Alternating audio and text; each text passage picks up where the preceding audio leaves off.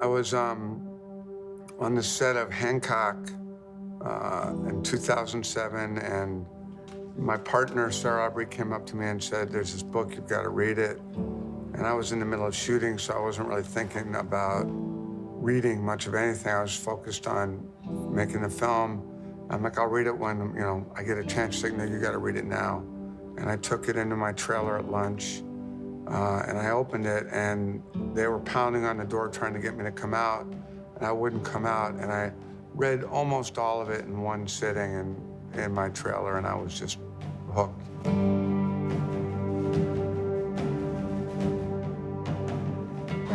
Show him how to do all that, right? I think Pete knew instantly that this was going to be a special project for him. He felt like it played to his strengths as a filmmaker in terms of going into a world and also in terms of this very kind of masculine energy, but also emotional energy when a group of men are under stress together. We've done it before with the story of an FBI investigation in the Kingdom, with the story of high school football, in the case of Friday Night Lights.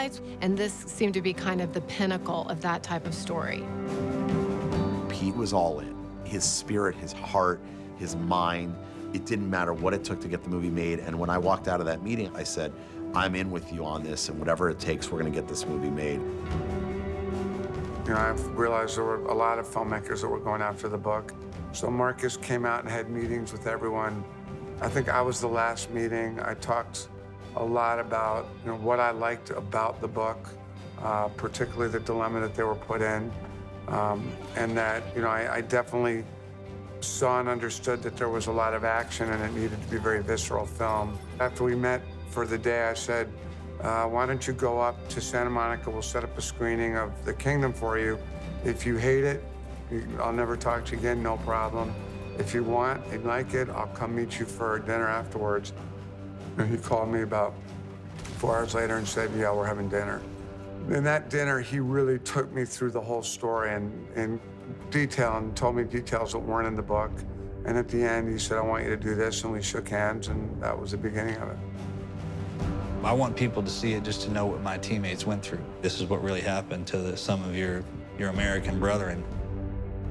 I talked to Marcus about, obviously, everything that he went through, and, you know, I have the opportunity to really ask him really in-depth questions about just what he endured. I mean, the things that he went through, and the fact that he's still here today. My helo lanyard almost cost me my life on that tree. I fell, I grabbed that tree limb, and I was just kind of hanging down like this, and I was trying to break that thing. I mean, I couldn't touch the ground at all. I finally pulled my knife out and cut it. It was a nightmare. It's a very difficult story about very brave men. Bust him. Bend that knee, get nice and slow.